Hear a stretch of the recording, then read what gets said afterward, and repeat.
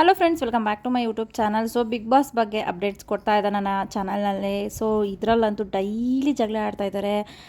So Jagadish ಅವರು ಕೂಡ ಚಿಕ್ಕ ಚಿಕ್ಕ ವಿಷಯನೂ ಏನೇನೋ ಅಂದ್ಕೊಂಡು ಅವ್ರು ಏನೋ ಮಾಡೋದಾಗಿರ್ಬೋದು, ಅದು ಇನ್ನೊಂದು ಆಗಿರ್ಬೋದು, ಪ್ರತಿಯೊಂದಕ್ಕೂ ಜಗಳ ಆಗ್ತಾಯಿದೆ ಮನೆಯೊಳಗಡೆ. ಸೊ ಇವತ್ತಂತೂ ಮಾನಸ್ ಅವ್ರಿಗೆ ಮತ್ತು ಜಗದೀಶ್ ಅವ್ರಿಗೆ ಜಗಳ ಸ್ಟಾರ್ಟ್ ಆಗುತ್ತೆ. ಮಾನಸ್ ಅವರು ಹೋಗಯ್ಯ ಅಂತ ಅಂದಿದ ತಕ್ಷಣ ಜಗದೀಶ್ ಅವರು ಹೋಗಲ್ಲೇ ಅಂತ ಹೇಳ್ತಾರೆ. ಸೊ ಇದೆಲ್ಲರಿಗೂ ಕೂಡ ಟ್ರಿಗರ್ ಆಗುತ್ತೆ ಆ ಥರ ಮಾತಾಡಿದ್ದು. ಅದಾದಮೇಲೆ ಎಲ್ಲರೂ ಕೂಡ ಈ ಥರ ಮಾತಾಡಬೇಡಿ ಸರ್ ಅಂತ ಹೇಳ್ತಾರೆ. ಧರ್ಮವರು ಕೂಡ ಈ ಥರ ಮಾತಾಡಬೇಡಿ ಸರ್ ಅಂತ ತಡೆಯೋಕ್ಕೆ ಹೋಗ್ತಾರೆ. ಆವಾಗ ಜಗದೀಶ್ ಅವರು ಧರ್ಮ ಅವ್ರಿಗೆ ನೀ ಏನೋ ಮಾಡ್ತೀಯ, ನಾನು ಈ ರೀತಿಯೇ ಮಾತಾಡೋದು ಅಂತ ಹೇಳ್ತಾರೆ. ಆವಾಗ ಸ್ವಲ್ಪ ಎಲ್ಲರಿಗೂ ಟ್ರಿಗರ್ ಆಗುತ್ತೆ. ಸೊ ಅದಾದಮೇಲೆ ಮಂಜೂರು ಕೂಡ ಜಗದೀಶ್ ಅವ್ರಿಗೆ ಸ್ವಲ್ಪ ಜಗಳ ಆಗುತ್ತೆ. ಅವರು ಕೂಡ ಏನು ಹಾಗೆ ಹೀಗೆ ಅಂತ ಮಾತಾಡ್ತಾ ಇರ್ತಾರೆ. ಸೊ ನೀನೇನು ಮಾಡ್ತೀಯಾ ಅಂತ. ಸೊ ಇದೆಲ್ಲ ನೋಡಿದ್ರೆ ಜಗದೀಶ್ ಅವರು ಯಾಕೋ ಏನು ಮಾಡ್ತಾ ಇದ್ದಾರೆ, ಇಲ್ಲಿ ಬರೀ ಜಗಳನೇ ಆಡ್ತಾ ಇದ್ದಾರಾ ಅಂತ ಅನಿಸ್ತಾ ಇದೆ. ಸೊ ಒಬ್ಬ ವ್ಯಕ್ತಿ 16 ಜನಕ್ಕೆ ಡಿಫೈನ್ ಮಾಡ್ತಾ ಇದ್ದೀನಿ ಅಂತ ಕ್ಯಾಮ್ರಾ ಮುಂದೆ ಹೇಳ್ತಾರೆ. ಹಾಗೆ ಕ್ಯಾಮ್ರಾ ಮುಂದೆ ಬಂದು ಎಲ್ಲರೂ ಕೂಡ ಮುಖವಾಡ ಹಾಕ್ಕೊಂಡು ಬದುಕ್ತಾ ಇದ್ದಾರೆ ಅಂತಲೂ ಕೂಡ ಹೇಳ್ತಾರೆ.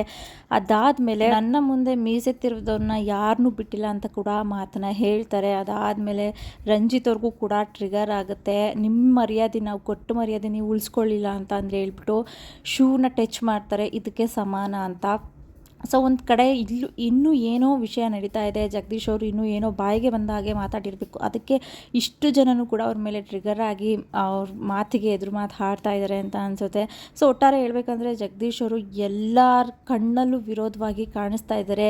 ಬೇಡದಿರೋ ವಿಷಯಕ್ಕೆ ಸುಮ್ಮನೆ ಏನೇನೋ ಮಾತಾಡೋದಾಗಿರ್ಬೋದು, ಬೇಡದ ವಿಷಯಕ್ಕೆ ಅವರು ಹೋಗೋದಾಗಿರ್ಬೋದು, ಹಾಗೆ ರೂಲ್ಸ್ನ ಬ್ರೇಕ್ ಮಾಡೋದಾಗಿರ್ಬೋದು.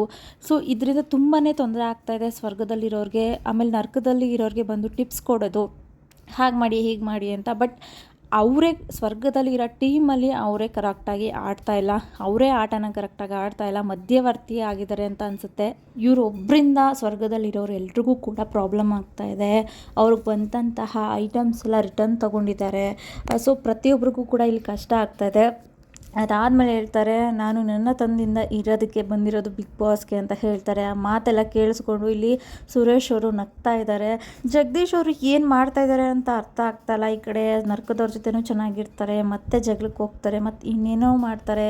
ಇವ್ರನ್ನ ಸದ್ಯಕ್ಕೆ ಇವಾಗ ಅರ್ಥ ಮಾಡ್ಕೊಳ್ಳೋದಕ್ಕಂತೂ ಆಗ್ತಾಯಿಲ್ಲ. ಸೊ ನೋಡೋಣ ಮುಂದಿನ ದಿನಗಳಲ್ಲಿ ಹೇಗಿರ್ತಾರೆ ಅಂತ ಹೇಳಿಬಿಟ್ಟು. ಸೊ ಇದಿಷ್ಟು ಈ ವಿಡಿಯೋ ಇಷ್ಟ ಆದರೆ ಲೈಕ್, ಕಮೆಂಟ್, ಶೇರ್ ಮಾಡಿ. ಹಾಗೆ ನನ್ನ ಚಾನಲ್ನ ಸಬ್ಸ್ಕ್ರೈಬ್ ಮಾಡ್ಕೊಳ್ಳಿ.